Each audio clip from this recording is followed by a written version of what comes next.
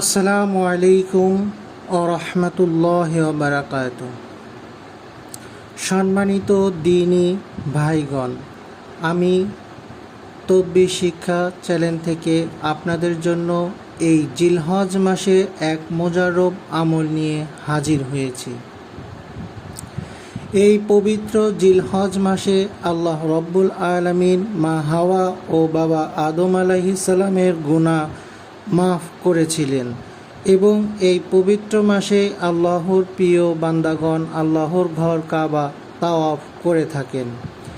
ইসলামের 5টি স্তম্ভ, তার মধ্যে অন্যতম একটি হচ্ছে হজ। সম্পূর্ণ মক্কা নগরীতে লব্বাইক আল্লাহুম্মা লব্বাইক ধ্বনিতে মুখরিত হচ্ছে। লক্ষ লক্ষ কোটি কোটি হাজিগণের আল্লাহর পক্ষ থেকে গুনাহ মাফ করে দেওয়া হবে। এই মাসের ফজিলত বর্ণনা করে শেষ করা যায় না। যারা একদম নতুন দ্বীনী ভাইগণ মুদাব্বিরি জগতে কাজ করতে চান, আজকের আমলটি শুধুমাত্র তাদের জন্য। আমলটি হচ্ছে ইস্তেগফার ও দরুদ শরীফের আমল। এই আমলের বরকতে আমেল ব্যক্তি কামেল মুদাব্বির হতে পারবেন। এই আমলের জন্য আপনাকে জালালি জামালি পরহেজ করতে হবে। জালালি জামালি পরহেজ বলতে রুহু আছে এমন খাদ্য না খাওয়া, যেমন মাছ মাংস, শরীরে উত্তেজনার না আসার জন্য দুধ, ডিম, রসুন, কাঁচা পেঁয়াজ, মসুর ডাল ইত্যাদি। স্ত্রী সহবাস, হস্তমৈথুন, চোখের জিনা, মুখের ও কানের পাপ থেকে নিজেকে পরহেজ রাখাই হলো জালালি জামালি পরহেজ।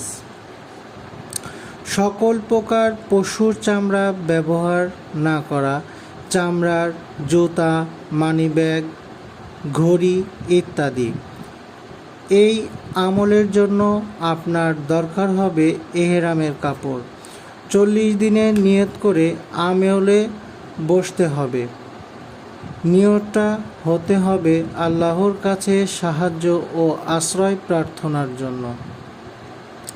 নিয়ত: হে আল্লাহ, আমি সাধারণ মানুষের উপকার করতে চাই। আমি মুদাব্বিরি জগতে কাজ করতে চাই। আপনার পক্ষ থেকে আমাকে বিশেষভাবে সাহায্য সহযোগিতা করুন। আমাকে কামেল মুদাব্বির বানিয়ে দিন। আমাকে কামেল মুদাব্বির হিসেবে কবুল করুন। জিলহজ মাসে চাঁদ উঠলেই ওই রাত থেকেই আমল শুরু করবেন। সর্বপ্রথম এশার নামাজ আদায় করে ফরজ গোসল করবেন। তারপর সম্পূর্ণরূপে অজু করে এহরামের কাপড় পরিধান করবেন। এহরামের কাপড়ের মাপ যেটা শরীরে পেঁচাবেন সেটা 3 গজ হবে এবং যেটা লুঙ্গির মতন পরবেন সেটা 2.5 গজ হবে। তারপর 2 রাকাত সালাতুল হাজত আদায় করবেন। তারপর পশ্চিম দিকের মক্কেল ফেরেশতাদের সালাম দিবেন এবং তাদের সাহায্য সহযোগিতা চাইবেন। তারপর চাঁদ যেদিন রাতে উঠবে, যেমন চাঁদ যদি রবিবার দিনগত রাতে ওঠে, তাহলে সোমবারের মক্কেলদের সালাম দিবেন এবং সাহায্য সহযোগিতা চাইবেন। তারপর আমল শুরু করবেন।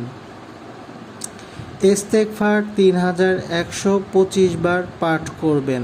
আস্তাগফিরুল্লাহ রাব্বি মিন কুল্লি জামবি ওয়া আতুবু ইলাইহি।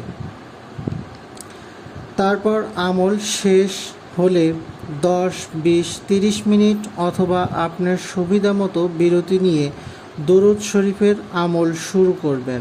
দরুদ শরীফ 3125 বার পাঠ করবেন। আল্লাহুম্মা সাল্লি আলা মুহাম্মদ ওয়া আলা আলি মুহাম্মদ।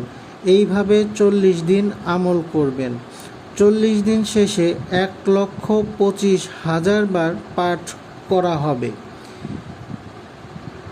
এই 40 দিন এক ওয়াক্ত নামাজ কাজা করা যাবে না, তাহাজ্জুদ কাজা করা যাবে না।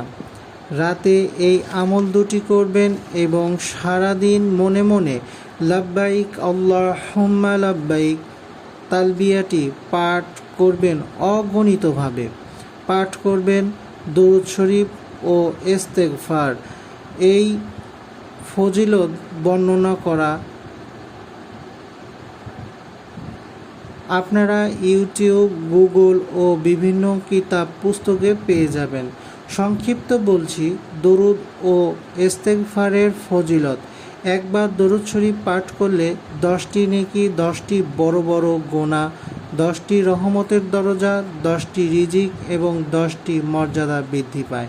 ইস্তেগফার পাঠ করার মাধ্যমে মুমিনের দিল পরিষ্কার হয়, সকল অন্ধকার দূর হয়, গুনাহ মাফ হয় ও আল্লাহর প্রতি তাওয়াক্কুল বৃদ্ধি পায়, আল্লাহর প্রিয় বান্দা হওয়া যায়। এই দুটি আমলের মধ্যে মুদাব্বির জগতে প্রথম দরজায় ঢুকতে হয়। গুনাহ বা পাপী অবস্থায় মুদাব্বিরি কাজ করা যায় না।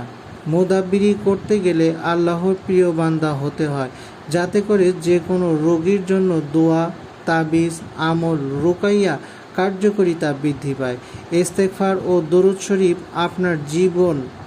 আপনার সারা জীবন কাজে লাগবে। আমল, দোয়া, রুকাইয়া, তাবিজ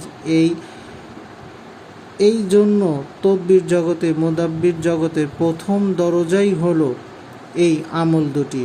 আমল বর্ণনা অনুযায়ী করতে পারলে ইনশাল্লাহ আমি একজন নিষ্পাপ ও কামেল মুদাব্বির ও আল্লাহর একান্ত প্রিয় বান্দা হতে পারব। এই আমলটির সাথে 33 আয়াতের জাকাত আদায় করতে পারেন। এতে আপনার হেফাজতের আমলটাও 100% কামিয়াবি লাভ করবেন। 33 আয়াতের আমলটি ডেসক্রিপশন বক্সে দিয়ে দেওয়া হবে। যারা এই আমলটি করতে চান, আপনার নাম, ঠিকানা মেসেজ অপশনে দিয়ে দিন, আমি এজাজত দিয়ে দেব ইনশাআল্লাহ।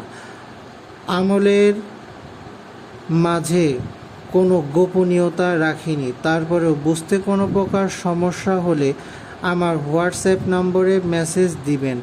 আমার সময় সুযোগ বুঝে আপনাকে বুঝিয়ে দিব ইনশাল্লাহ। আমলটি ভালো লাগলে তদবির শিক্ষা চ্যানেলটি সাবস্ক্রাইব করতে ভুলবেন না। আসসালামু আলাইকুম ওয়া রাহমাতুল্লাহি ওয়া বারাকাতুহু।